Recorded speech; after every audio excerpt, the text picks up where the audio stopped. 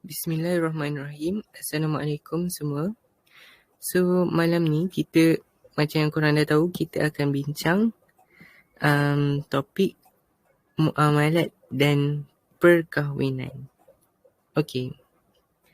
Jadi, muamalat Islam. Apakah matlamat ataupun kepentingan muamalat Islam ni? Okey. So, yang pertama, kita gunakan ringkasan SMK Rawang 4P. Okey. Dia macam random je. Tapi ikut korang lah. Kalau korang nak letak huruf R tu, nama sekolah korang ada apa lagi yang huruf R? Saya tak tahu. Okey, tapi kalau saya tulis SMK Rawang 4P. Okey. Yang mana S tu adalah syariat Islam. Ataupun kalau korang nak tulis ayat yang penuh, korang cakap memenuhi ataupun bertepatan dengan matlamat syariat Islam. Okey, urusan muamalat Islam ni memenuhi ataupun bertepatan dengan matlamat syariat Islam. Yang kedua, okey, M, milik harta melalui akad yang sah. Okey. K adalah keadilan Allah. Dia muamalat Islam ni menunjukkan bahawa keadilan Allah. Okey. And then R, rawang tu R adalah redha Allah. Okey. Dia untuk memastikan kita mendapat redha Allah, okey, sebab melakukan suruhan dia dan menjauhi larangan dia. Okey. Jadi 4P tu adalah satu poin sebenarnya. Okey, iaitu menjaga kepentingan penjual, pembeli, pemilik dan penyewa. Okey. Sekejap. So ni maksudnya menjaga kepentingan lah. Menjaga kepentingan diorang.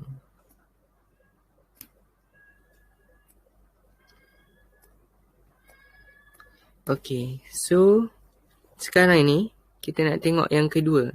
Ciri-ciri, okey, muamalat Islam. Okey, kalau ciri-ciri muamalat Islam, okey, dia berdasarkan dalil Al-Quran dan hadis. Okey, dia bersumberkan dalil Al-Quran dan As-Sunnah.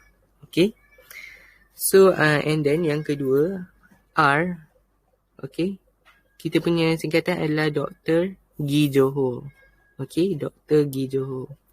So, R tu adalah riba. Okey. Maksudnya, kalau muamalat Islam mengharamkan riba. Okey. Yang ketiga adalah gharar. Okey. Kita dalam muamalat Islam ni tak ada unsur gharar. Yang keempat, I adalah iman. Okey. Berteraskan keimanan terhadap Allah Subhanahu Wa Taala. Dan akhir sekali Johor, yang mana huruf J tu kita ambil, okey, adalah judi. Okey, maksudnya judi, maksudnya muamalat Islam ni tak mengamalkan judi. Okey, itu adalah untuk ciri-ciri muamalat Islam. Macam mana kalau soalan tu tanya ciri-ciri muamalat konvensional? Maksudnya muamalat yang selain daripada muamalat Islam lah. Okey. Yang riba kita boleh ambil. Okey, sekejap saya padam dulu. Okey, ni dia. Okey, riba kita boleh ambil, judi kita boleh ambil, gharar kita boleh ambil. Tapi yang dalil ni kita kena tukar dengan macam teori. Okey, teori. And then iman ni kita tukar dia jadi keuntungan.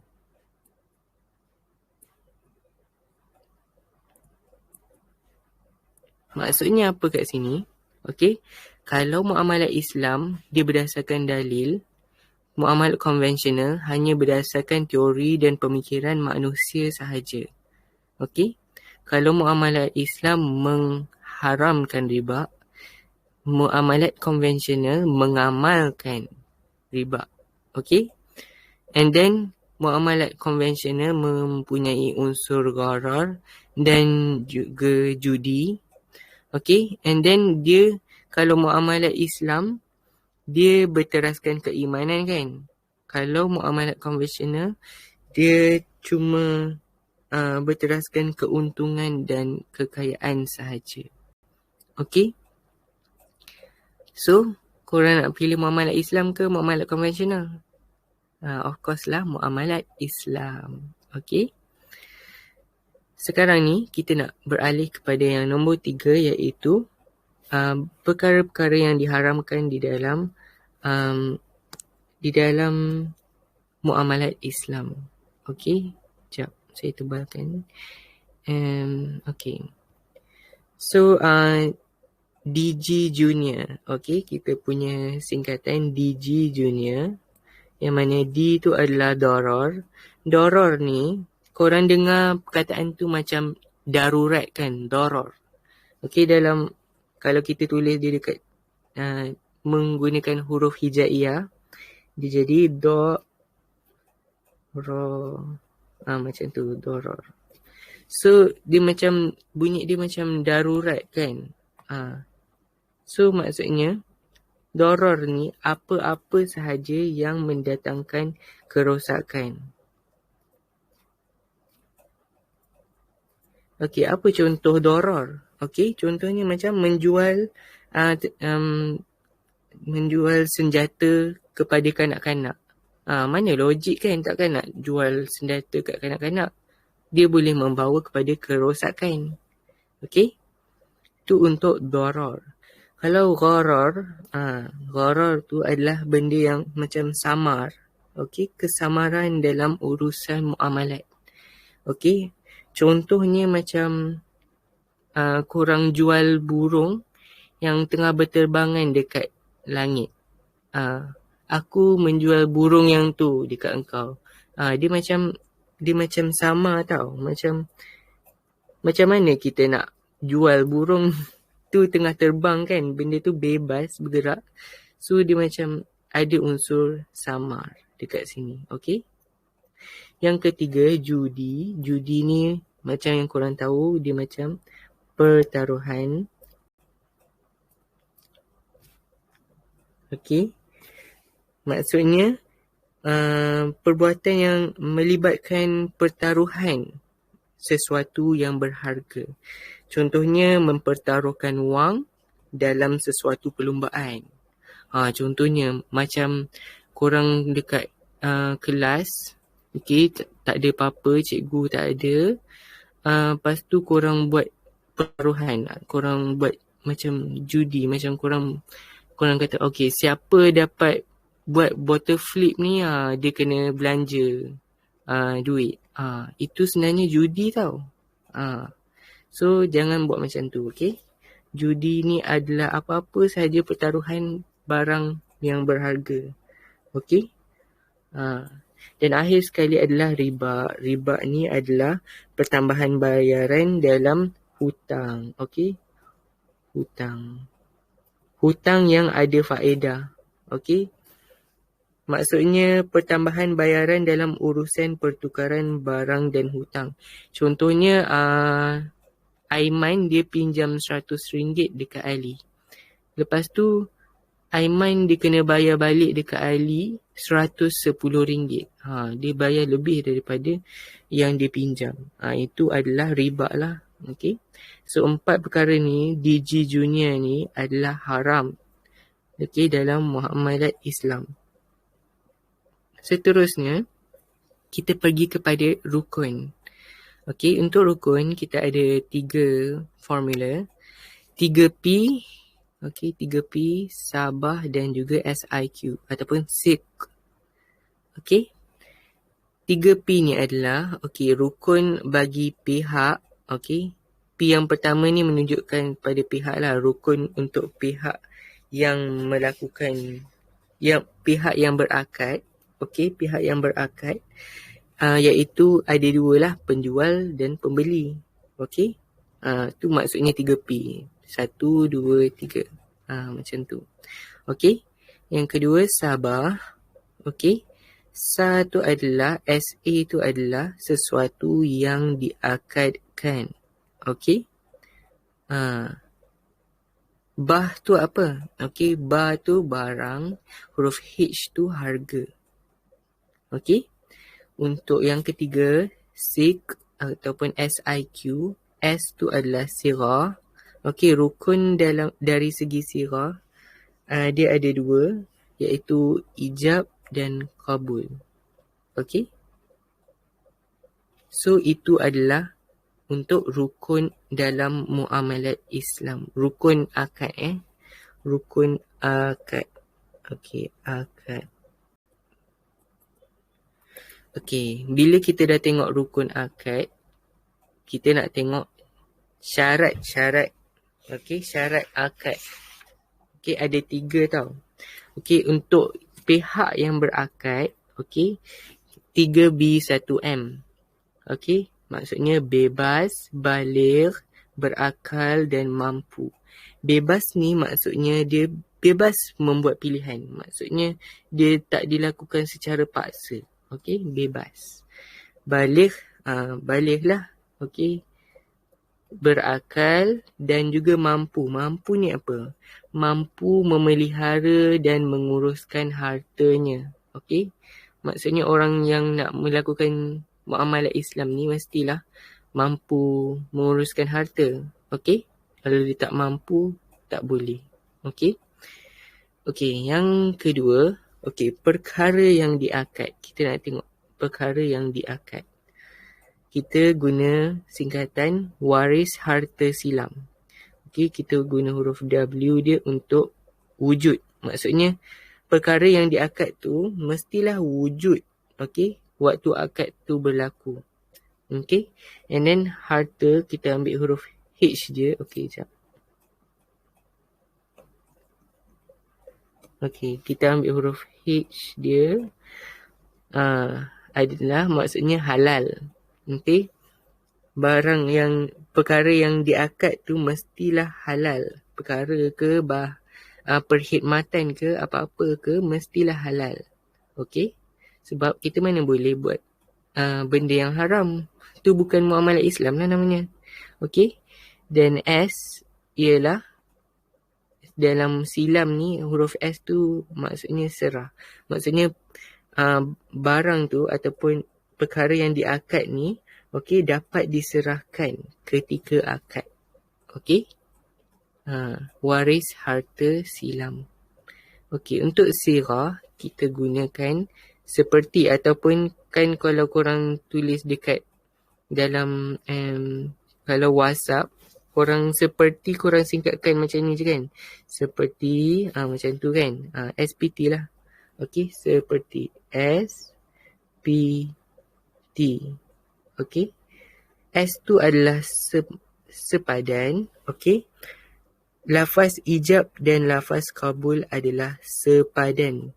Maksudnya apa? Maksudnya samalah. Contohnya kalau cakap saya membeli baju ini dengan harga RM100. Lepas tu orang yang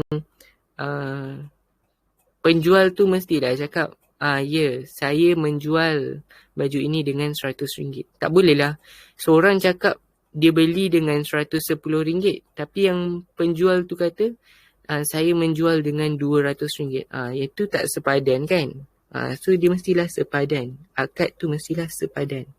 Itu maksud sepadan. Okey. P tu maksudnya pertemuan. Okey, dalam satu pertemuan. Okey, lafaz ijab dan lafaz qabul dia mestilah dalam satu pertemuan je.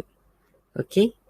And then akhir sekali, dia tak ada syarat tau. T tu maksudnya tiada syarat. Okey, tiada syarat. Lepas korang dah sebut ijab dan qabul tu. Maksudnya contohlah kan, cakap ada orang tu cakap macam ni.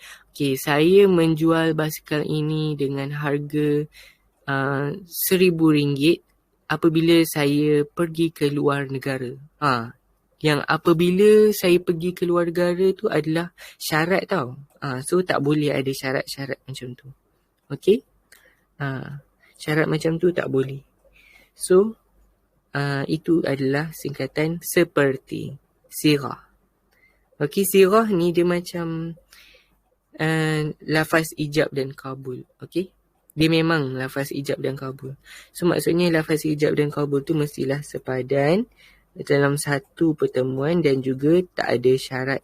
Okey, so sekarang ni kita nak tengok, okey, yang sebelah kanan, okey, yang warna purple ni, okey. So ini adalah sebenarnya jenis akad dan muamalat Islam. Okey, kita ada 5 ya. Okey, yang ni 1, 2. Okey, tukaran kebajikan, perkongsian, ejen dan juga jaminan. Okey. Okey, tapi macam mana nak hafal yang kecil-kecil tu, yang semua tu, okey? Sebenarnya ada satu ayat yang panjang tapi senang je korang nak ingat, okey? Sejarah headquarters Wonder Woman memang mantap walaupun kena roboh. Ni dia punya illustration dia lah. Ni dalam buku sejarah. Yang ni dia punya bangunan.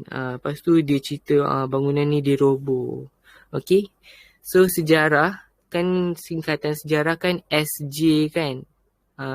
Sejarah.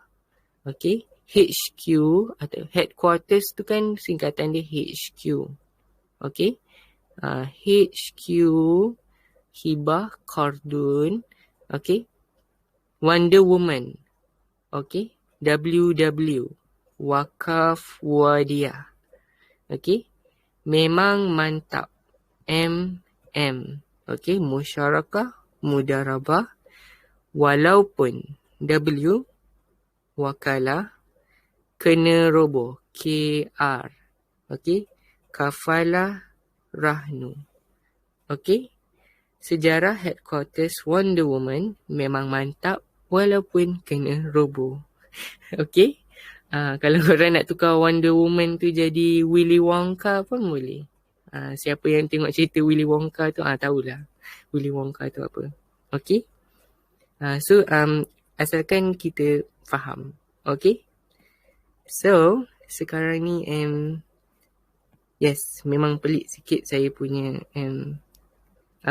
acronym, tapi tak apalah. Asalkan kita hafal. Okey. So kita nak terangkan sikit, okey, apa maksud sewaan, apa maksud jual beli. Okey. Sewaan ni dia benda yang bermanfaat. Lepas tu kita bagi sewa. Contohnya macam rumah, okey. Kereta, boleh benda-benda yang bermanfaat yang boleh disewa, yang boleh diberi sewa. Okey, lepas tu J, jual beli. Okey. Jual beli ni adalah macam pertukaran barang. Maksudnya macam jual beli, macam kalau korang pergi kantin, pergi koperasi, okey, nak beli barang, itulah jual beli. Okey. And then kalau hibah sebab dia punya huruf H kan. H tu korang ingat hadiah. Okey, dia macam hadiah. Okey. Korang beri sesuatu secara percuma je. Okey. Itu adalah hibah. Kalau kardun ni dia hutang tanpa imbuhan. Kalau korang bagi kawan korang pinjam RM1 kan, sebab dia lupa bawa duit kan. Lepas tu esoknya dia bayar balik RM1. Itu adalah kardun namanya. Okey. So kalau korang macam nak pinjam duit ke, ataupun ada orang nak pinjam duit korang, korang ingat, oh yang ni kardun ni, ni kardun. Okey. Kita aplikasi dalam kehidupan seharian kita, barulah ingat. Okey. Okey, hibah ni ada beza tau dengan wakaf. Okey, wakaf ni harta dia, benda ni kita bagi, kita sumbang. Tapi harta dia kekal fizikal dia. Maksudnya contohnya korang hadiahkan, korang wakafkan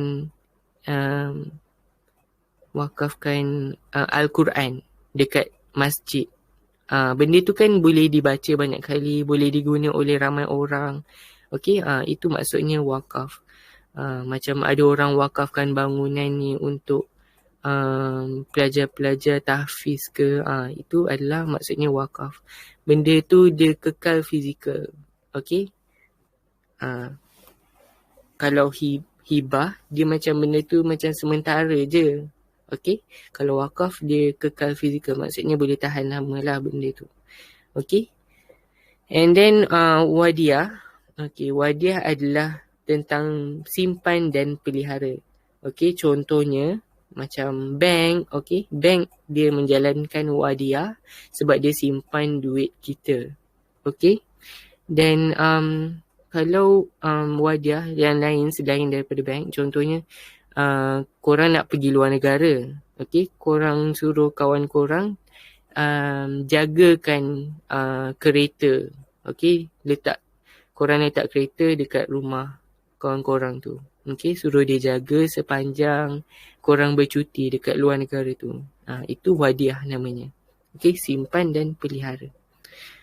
Kalau musyarakah, okey, dia adalah harta atau perniagaan yang dikongsi.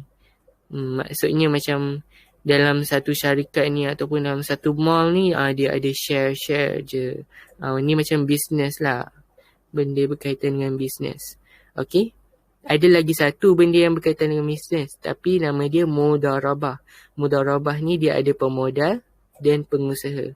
Okey, pemodal ni dia bagi macam pinjaman duit. Okey, dia bagi duit dekat pengusaha tu.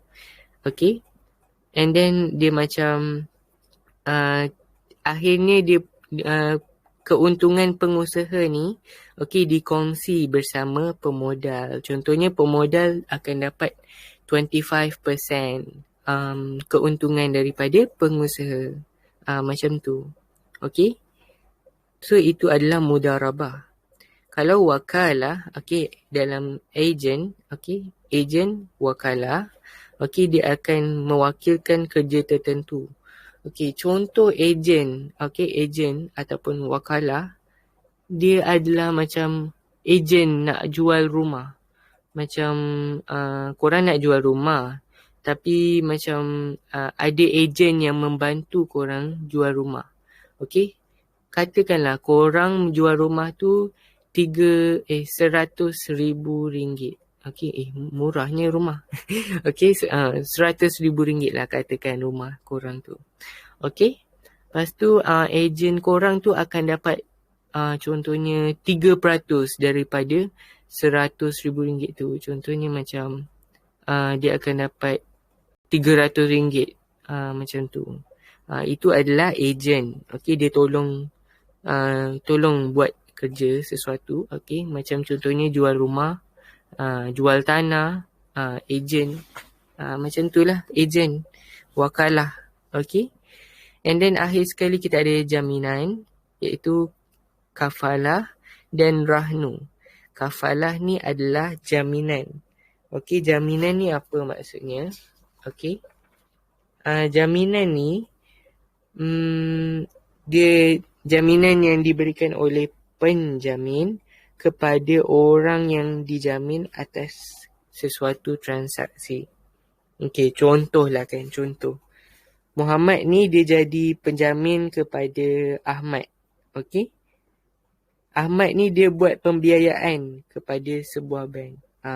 So Muhammad ni adalah penjamin kepada Ahmad ni. Maksudnya dia penjamin ni dia macam untuk mengelakkan sesuatu benda yang teruk berlaku lah. Maksudnya penjamin memberi jaminan. So dan akhir sekali rahnu. Korang mesti selalu dengar ar-rahnu exchange lah. Yang dia tentang emas lah, apa benda kan. So itu adalah gadaian sebenarnya. Maksudnya menggadai sesuatu barang sebagai jaminan terhadap hutang. Contoh, Maimunah menggadaikan gelang emas kepada bank bagi mendapatkan pinjaman daripada bank. Itu contoh ar-rahnu. Macam tu. Sekarang ni kita nak pergi ke yang seterusnya. Dah habis sebenarnya tadi tajuk muamalat Islam. Sekarang ni kita move on kepada topik perkahwinan. Okay. So, perkahwinan. Apa hikmah perkahwinan? Okay. Korang selalu dengar kan ASMR ni kan dekat YouTube kan, famous kan ASMR ni. Okay. Tapi dalam ni kita tak guna ASMR. Kita guna BSMR. Okay. Daripada huruf A jadi huruf B. Okay. BSMR adalah batin, sosial, mulia dan rahmah. Okay, batin ni maksudnya memenuhi keperluan batin. Okay, iaitu merupakan fitrah manusia. Sebab batin ni adalah fitrah manusia. Okay, memang fitrah kita. Okay, and then yang kedua, sosial. Maksud sosial ni adalah gejala sosial. Gejala sosial ni boleh menyebabkan maruah kita tercemar. Okay, memelihara dirilah daripada gejala sosial. Maksudnya hikmah perkahwinan ni. Okay. Yang ketiga, memelihara keturunan. Okay. Keturunan yang mulia. Okay. M, mulia. And then, mendapat ketenangan jiwa sebab ada rahmah daripada ahli keluarga.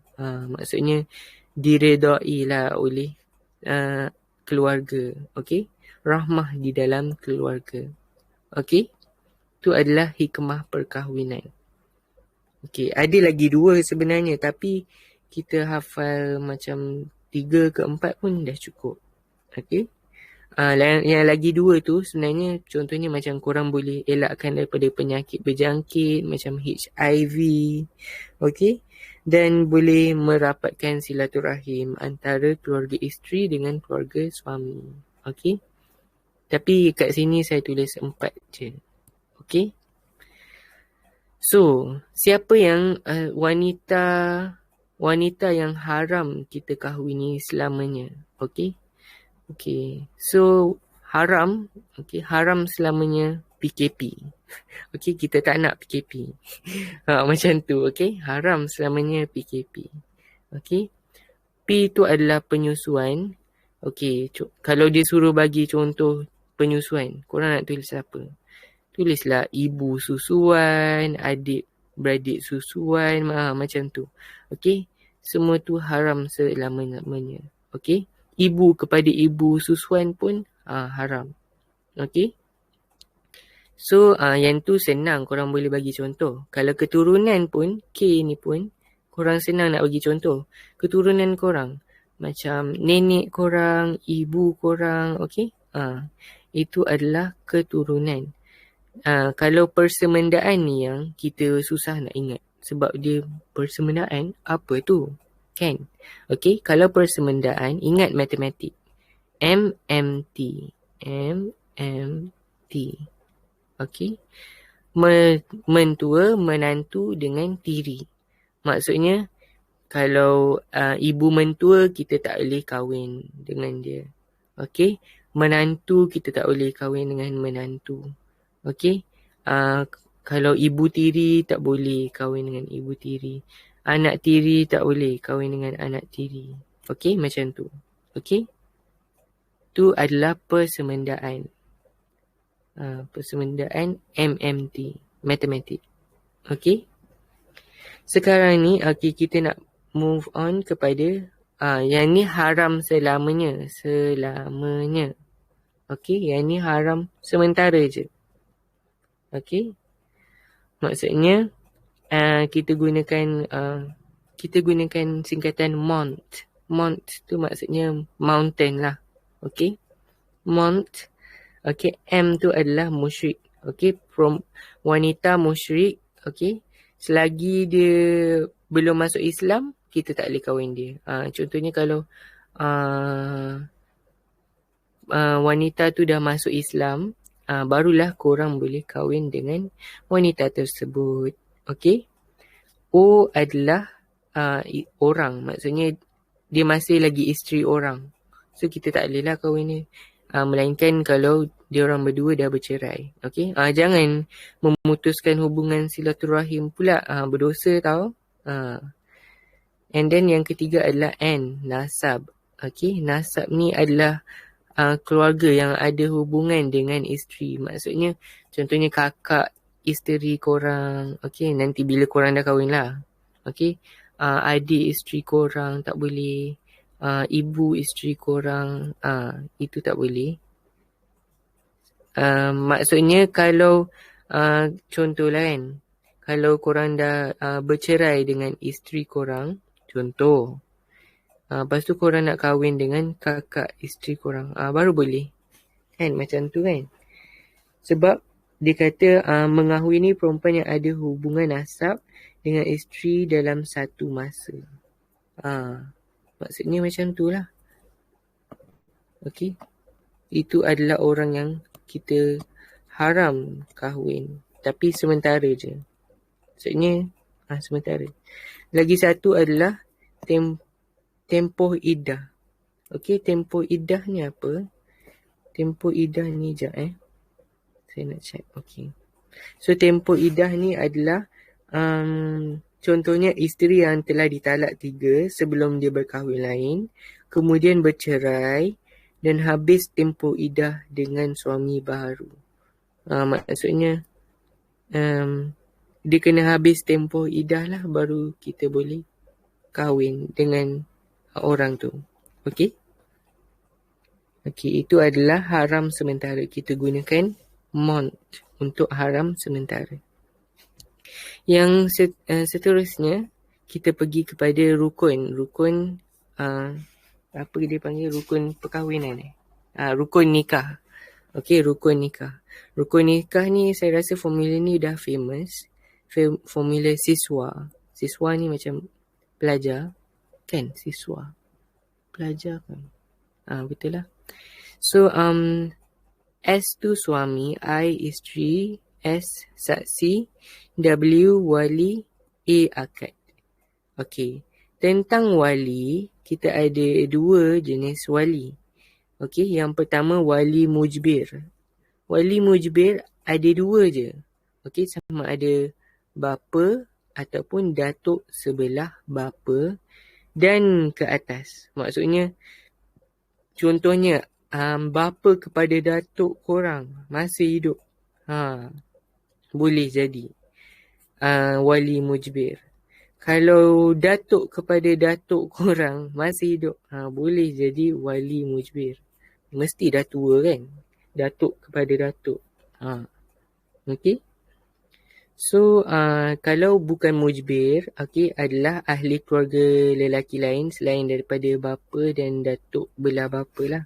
Contoh ahli keluarga lelaki lain macam sepupu, adik-beradik lelaki, okey, tapi mesti lelaki. Okey. Anak lelaki kepada anak saudara lelaki. Okey, korang ceritalah. Sepupu boleh, adik-beradik lelaki seibu sebapa, adik-beradik lelaki sebapa. Okey. Dan lagi satu, kita ada wali hakim.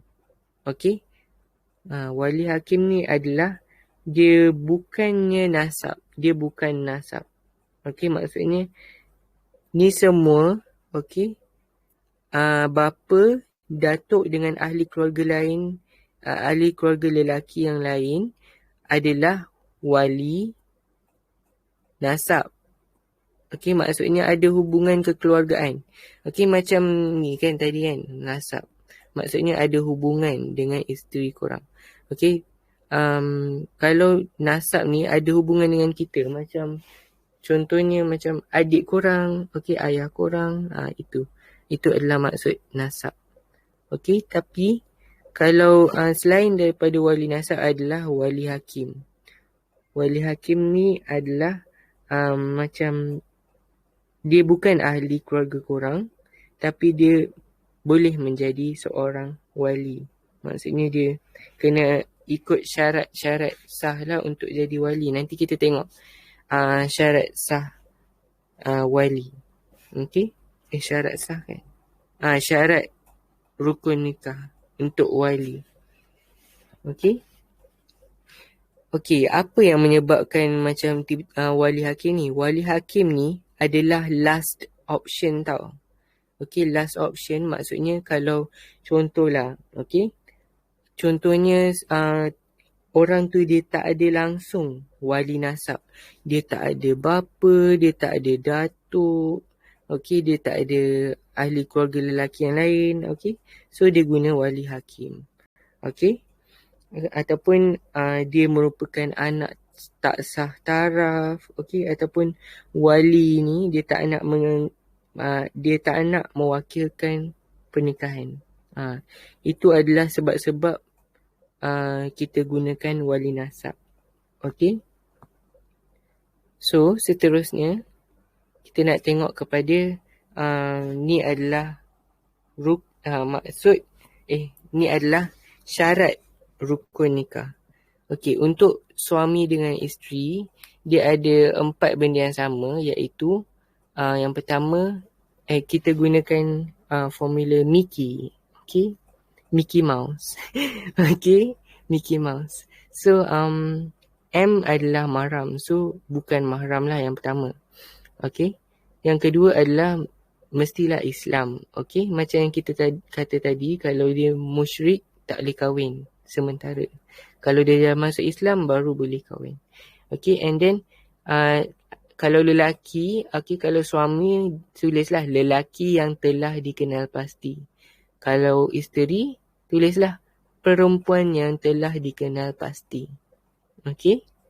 Yang akhir sekali I adalah untuk ihram. Okey, maksudnya tak boleh waktu tu contohnya bakal isteri tu berada di dalam tengah ihram, tengah mengerjakan umrah contohnya. Okey, tak boleh lah. Tak boleh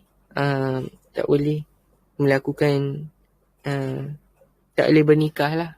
Okey, dia kena habis ihram baru boleh bernikah. Okey, so yang seterusnya untuk saksi dan wali, okey, ada 3 yang sama. Okey, saksi mestilah baligh, Islam dan lelaki. Okey, bil. Okey, bil macam bil yang resit korang dapat dekat kedai, restoran, korang order makanan tu. Okey, kalau korang tak ingat baligh, takkanlah tak ingat. Korang boleh tulis berakal juga, huruf B juga, berakal. Tak boleh. Sebab kalau berakal adalah untuk saksi saja. Untuk wali tak ada dekat dalam buku teks. Sebab kita kena ikut buku teks. Wali pun ada. Boleh. Boleh tulis berakal. Okey, sekejap. Okay. Yelah, takkanlah tak berakal pula wali kan. Takkanlah nak ambil wali yang gila. Okey. So boleh tulis. Apa benda aku ni? Okey, berakal. Okey, so baligh, berakal, Islam dan lelaki. Okey.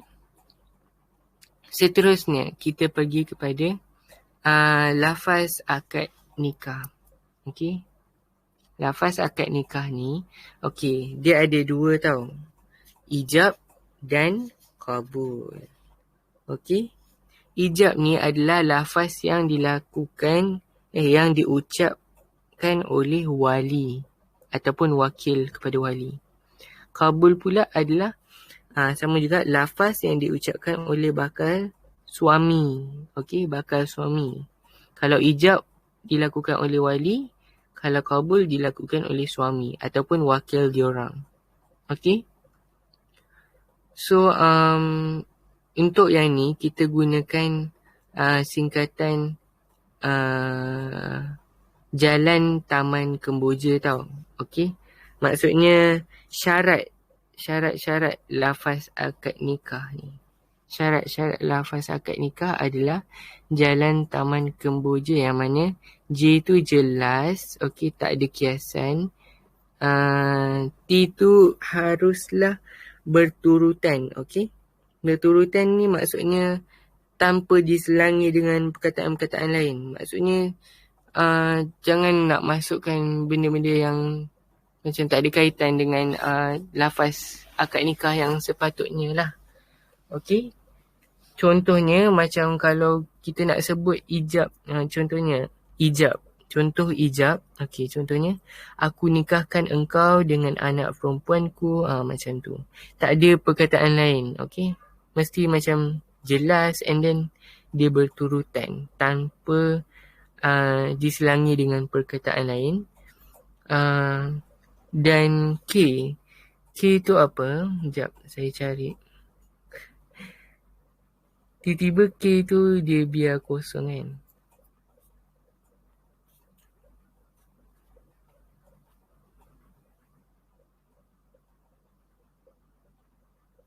Oh, K tu adalah kuat kuasa. Okey. Kuat kuasa. Maksudnya, kalau lafaz akad nikah ni dah dibuat, dia berkuat kuasa serta merta kesannya. Okey? Maksudnya kalau korang dah melakukan akad lafaz akad nikah ni, okey, dah berkuat kuasa serta merta lah kesannya. Okey? So, itu adalah untuk lafaz akad nikah. Jalan Taman Kemboja. Okey? Dan seterusnya untuk ciri pemilihan suami ataupun isteri. Okey? Kita gunakan singkatan ASKAR. Okey? S tu double S ASSKAR. ASKAR. Okey? Pertama kita tengok agama dia. Okey? Yang kedua kita tengok sekufu. Sekufu ni maksudnya apa? Sekufu ni dia macam persamaan taraf. Okey, antara lelaki dengan perempuan yang nak berkahwin dia lah. Okey, contohnya macam agama dia, okey, pekerjaan dia, keturunan dia. Okey, kita tengok sekufu. Okey. Yang ketiga. Okey, pasangan yang sihat. Okey, sihat. Mestilah sihat.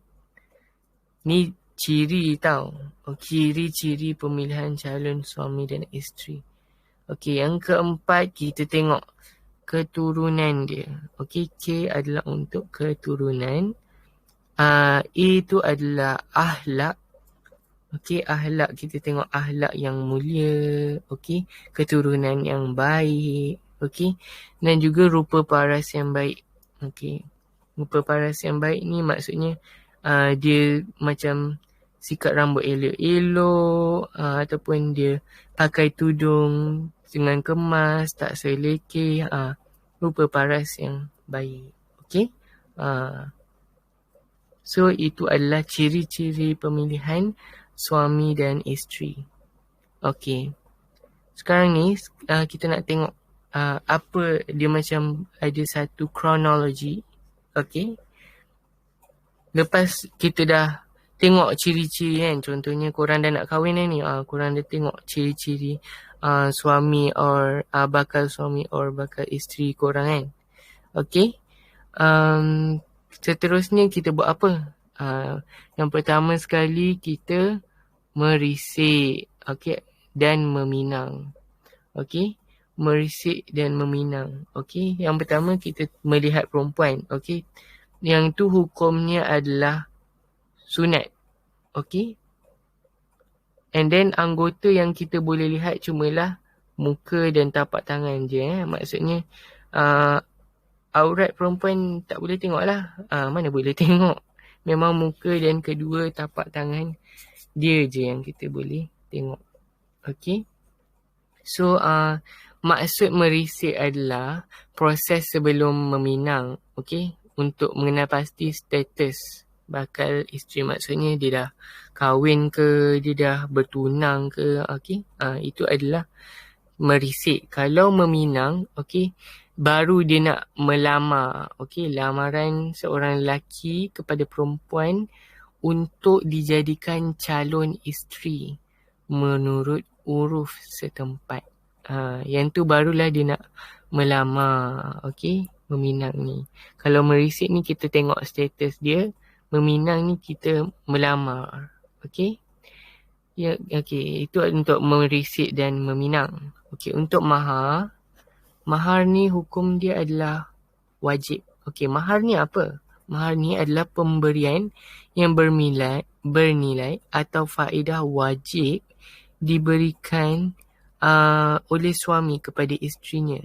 Okey, sebab akad nikah. Okey. Mahar ni, okey, hukum dia wajib. Okey, mahar ni adalah pemberian benda yang bernilai atau berfaedah. Okey, benda ni wajib dilakukan. Okey, kalau hukum menyebut mahar. Hukum menyebut mahar adalah sunat je. Okey, kalau korang tak sebut mahar pun tak apa. Tapi kena buat mahar. Okey, sebut dia je yang sunat. Okey. Sebut je lah tentang mahar korang, kan? And then kadar dia, okey, dia tak ada kadar yang tertentu. Okey, dan dia tak semestinya duit. Dia boleh benda-benda yang lain macam macam apa macam korang hadiahkan minyak wangi ke, kan? Emas ke, kan? Okey. So dia tak ada kadar yang tertentu dan bentuk dia adalah mestilah sesuatu yang berfaedah. Contohnya macam duit dan emas. Contohnya. Okey, itu adalah bentuk mahar. Okey. Dan akhir sekali, walimatul urus. Okey. Dia tak wajib tapi sunat muakkad. Okey, buat secara kecil-kecilan pun jadilah. Okey, asalkan ada walimatul urus sebab sunat muakkad. Okey. Tapi hukum memenuhi walimatul urus adalah fardu ain. Okey. Okey, itu untuk merisik meminang, mahar dan juga walimatul urus. Okey. Sekarang ni kita nak tengok tanggungjawab suami dan isteri. Okey. Tanggungjawab suami dan isteri, okey, ada 3 aspek, iaitu akidah, ibadah dan juga akhlak. Okey, kalau dari aspek akidah, okey, kita kena dia balik. Okey. Kita kena, okey, kalau dari aspek akidah, kita kena kita kena memberikan didikan akidah kepada ahli keluarga. Okey, kepada keluarga sejak awal. Okey, sejak anak-anak tu kecil lagi. Okey. And then membentuk akidah ahli sunnah wal jamaah. ASWJ ni adalah ahli sunnah wal jamaah, ya. Membentuk akidah ahli sunnah wal jamaah kepada keluarga. Okey. So janganlah membentuk akidah Syiah pula, Khawarij lah apa semua. Itu semua ajaran sesat. Okey. So kita kena membentuk akidah ahli sunnah wal jamaah yang sebenar dalam ahli keluarga. Okey, seterusnya tentang ibadah. Okey, akidah dah selesai, ibadah pula. So, okey, ibadah kita berilah didikan ibadah seperti mengajar cara solat. Okey, itu kalau nak bagi contoh. Okey, amalkan ibadah. Amalkan ibadah contohnya, apa amalan ibadah? Baca Al-Quran, buat qiyamul lail, okey, dan sebagainya. Okey, untuk akhlak pula, okey, kita sebagai suami dan isteri sepatutnya memberi contoh tauladan yang mulia, okey, kepada ahli keluarga. Dan juga menguruskan rumah tangga bersama-sama. Okey, itu adalah dari segi akhlak. Okey. Sekarang ni okey, jap. Kenapa dia asyik hilang? Okey. So sekarang ni kita nak tengok contoh soalan. Okey. Trial Johor 2021. Nyatakan hukum muamalah Islam. Hukum muamalah Islam adalah harus. Okey. Tulis B1. Jawapan dia harus. Okey, kalau korang nak tulis dalam exam nanti, tulis macam ni tau. Dekat kertas kajang tu. Kertas kajang nama dia kertas kajang. Okey, tulis ni dulu. Hukum muamalat. Contohnya tulis muamalat je. Bawah ni barulah korang tulis harus. Okey, korang nak letak point pun boleh. Harus. Okey, and then soalan 2 Roman. Okey, huraikan perbezaan antara muamalat Islam dan muamalat konvensional. Okey, yang ni korang tulis perbezaan.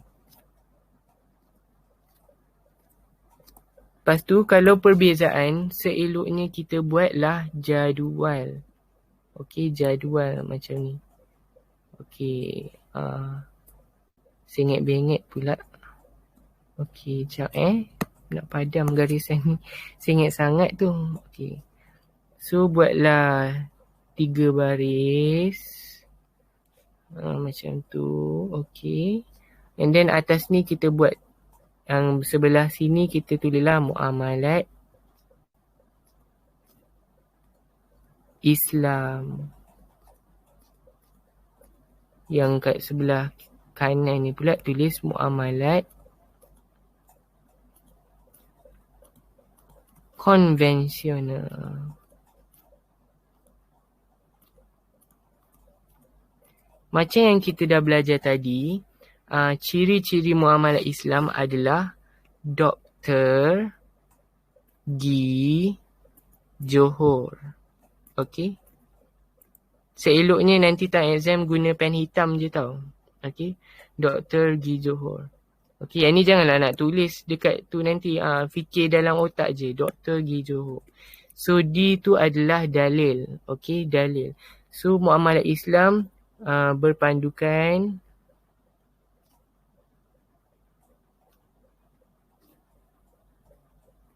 dalil Al-Quran. Okey. Muamalat konvensional pula berteraskan, okey kita tulislah berteraskan teori dan pemikiran manusia. Pemikiran manusia semata-mata. Okey. Tulis penuh lah. Yang ni sebab tak cukup ruang, kecil sangat. Okey.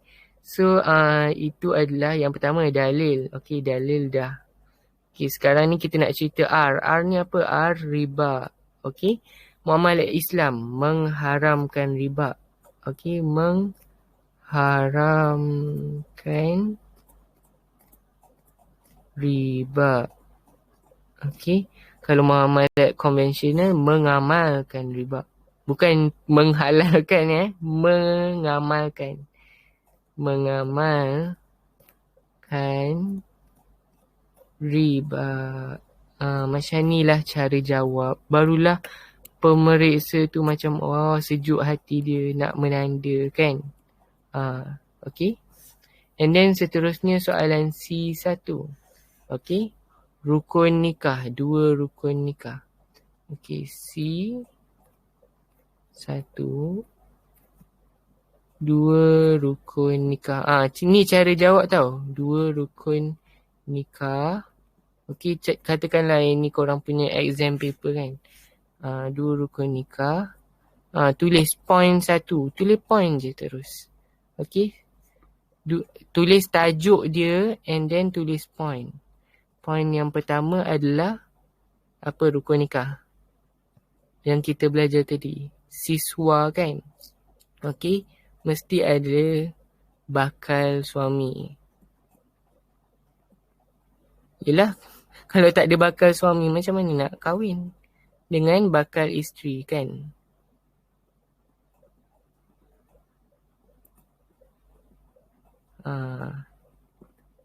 Okey. Buat dalam point. Okey, tulis tajuk dia elok-elok. Letak dia dalam point. Sebab dia minta 2 je kan. Dia tulis 2 je.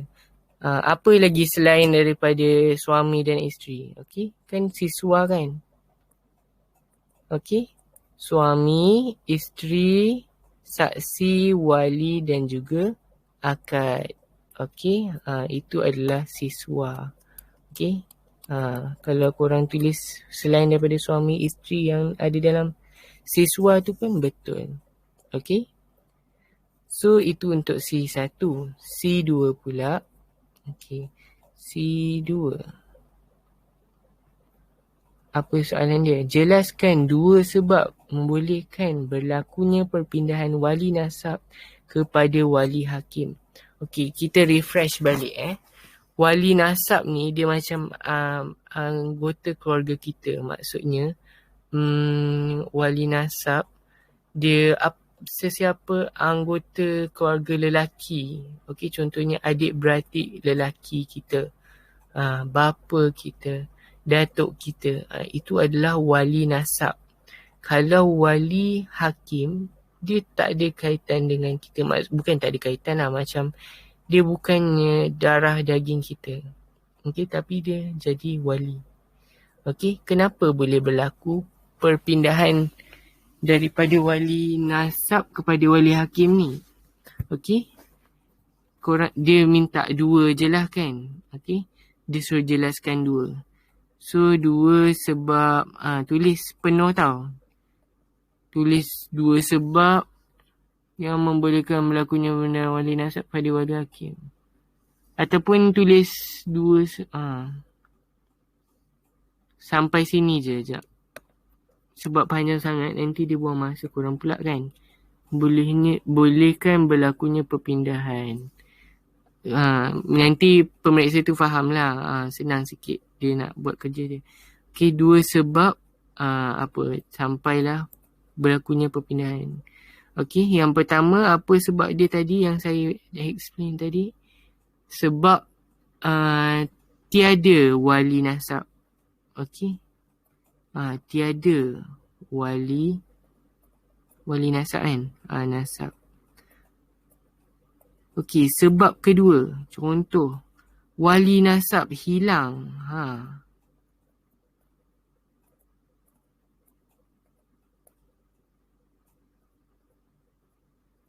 Apa lagi sebabnya?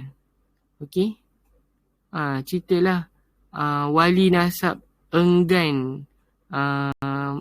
Enggan apa tadi? Dia tak nak melakukan akad nikah ni. Okey? Boleh juga. Okey, so itu adalah contoh-contoh sebab kenapa boleh berlakunya perpindahan daripada wali nasab kepada wali hakim. Okey, make sure korang jawab macam ni tau. Tulis tajuk, tulis point dia. Tulis tajuk, kalau dia minta perbezaan buat dalam jadual. Okey, tulis tajuk, tulis point. Okey, supaya nanti cuba bayangkan kalau korang jadi pemeriksa kan. Okey, contohlah saya pemeriksa. Okey, senang saya nak point, saya tahu berapa markah korang. Ni 1 markah kan. Hukum muamalah Islam, dapat 1 markah. Okey, huraikan perbezaan di antara muamalah Islam, ni dapat 1. Ni dapat 1. Okey, yang ni 1 tau. Bukannya ni 1, ni 1, ni 1, ni 1. Tapi 1 perbezaan 1 markah. Okey, macam tu. So senanglah pemeriksa tu nak check. So dapatlah korang 2 markah macam tu. Okay. And then dia tanda. Okay, 2 rukun nikah. Okay. Bakal suami, bakal isteri. Okay, betul. 1 markah sini, 1 markah sini. Dapat 2 markah. And then korang tulis dalam point. Senanglah dia nak tengok jawapan korang. Okay. Tak salah pun. Tulis dalam point. Tak salah. Okay. Lagi bagus tulis dalam point. Memang tulis dalam point. Okay. Buat macam ni dalam exam. Okey, so itu adalah trial Johor. Okey, yang berkaitan dengan apa yang kita belajar tadilah. Okey, sekarang ni kita nak tengok trial Pahang. Okey, soalan B dia. Okey, perkahwinan merupakan fitrah manusia. Okey, soalan B1. Senaraikan dua rukun nikah selain bakal suami dan bakal isteri. Tadi jawapan kita bakal suami bakal isteri kan, yang ni kan. Dia nak rukun nikah selain daripada dua tu. Nak tulis apa ni? Kan kita ada siswa kan. Ada banyak lagi. Siswa. Okey. Isteri suami dah ambil. Buang. So tinggal saksi, wali dengan apa? Akad. Okey. So tulislah. Tulis elok-elok. Macam saya kata tadi. Sekejap. Saya padam ni dulu. Apa dia tak mau padam cepat-cepat sikit. Okay. So, sekejap. Kita guna warna ni. Okay, guna pen warna hitam. Tulis elok-elok B1. Tulis tajuk dia. Dua rukun nikah. Okay, buat dalam point. Point pertama, selain daripada bakal suami bakal isteri. Saksi. Okay. Dalam textbook dia tulis dua orang saksi. Dua orang saksi Dua orang saksi. Memang kena ada dua orang saksi pun. Okay.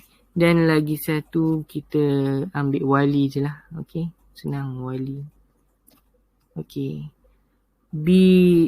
Tak payah tulis B dah. Tulis 2 je terus. 2. Apa dia tanya? Jelaskan 2 tanggungjawab suami dan isteri dari aspek ibadah. Okay, 2 tanggungjawab. Tulis elok-elok tajuk dia. Okay, dalam exam ni kena tulis. Jawab suami isteri.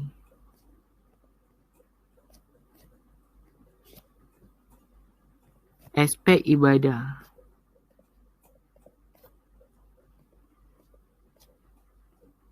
Okey.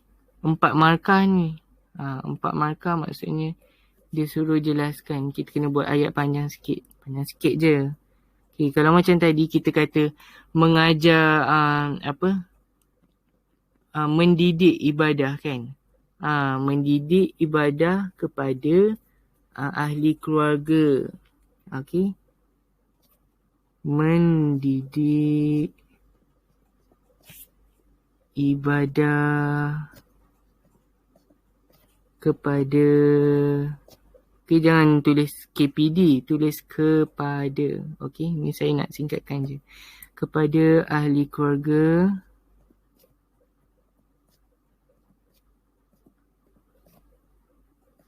boleh bagi contoh. Contohnya cara melakukan solat. Okay, boleh. Yang kedua, dari aspek ibadah. Mengamalkan ibadah. Mengamalkan ibadah bersama keluarga. Lepas tu bagi contoh. Contohnya Qiyamul Lail, baca Quran. Barulah dapat 2 markah. Okey. Bagi contoh Bagi contoh. Okey. Sekarang ni kita nak try jawab soalan kebat. Okey. Sebab kebat ni dia ada juga formula dia. Saya ada formula untuk jawab kebat, tapi untuk hari ni saya tunjuk satu je dulu. Okey. Yang ni adalah untuk soalan mengapa perkara berlaku. Okey, kebat untuk faktor, punca. Okey, soalan dia berbunyi macam kenapa berlaku? Kenapa remaja buat macam tu? Okey, kenapa benda ni boleh terjadi? Okey. Kita gunakan formula KIT. Okey, iaitu kalau K kurang didikan agama, I iman yang lemah, T terpengaruh oleh rakan ke, persekitaran ke. Okey. So untuk soalan ni kita boleh gunakan K dengan I. Okey, sebab yang ni dia kata tentang Azman mengahwini Sarah, okey, dengan tujuan untuk menganiaya, okey, dan menzalimi demi membalas dendam macam drama Melayu pukul 7 tu je. Okey? Okey? Jangan korang jawab macam ni. Kan dia tanya mengapa perkara ini berlaku. Nanti korang jawab kerana Azman terpengaruh dengan drama TV3 pukul 7. Jangan jawab macam tu. Salah Jawab benda yang logik sikit. Okey. Perkara ini boleh berlaku kerana tulis. Okey, cara jawab soalan kebat. Okey, macam ni tau. Okey, contohnya korang buat 3. Korang tulis kebat. Tak payah salin balik soalan tu. Tulis kebat je. Lepas tu tulis jawapan korang. Okey. Tulis jawapan korang. Okey. Make sure ada isi, huraian, contoh ataupun kesan. Okey. Isi, huraian, contoh ataupun kesan. Lepas tu mesti ada kesimpulan. Okey. Isi dia adalah Azman, okey, ataupun Azman kurang didikan agama yang menyebabkan iman tulis kurang didikan agama sejak daripada kecil yang menyebabkan iman Azman menjadi lemah. Okey. Lepas tu kesannya Azman akan melakukan macam apa nak tulis?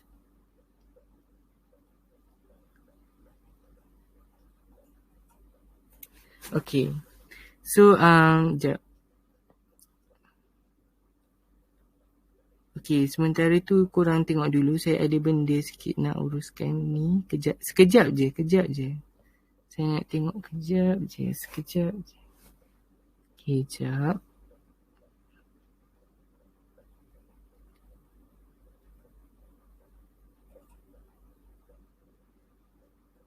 Sekejap.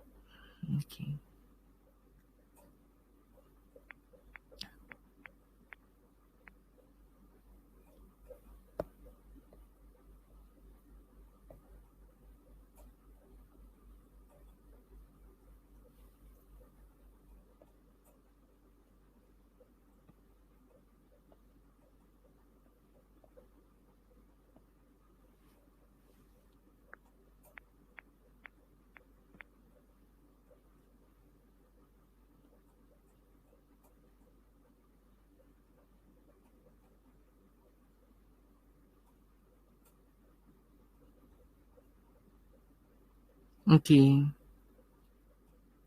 Okey.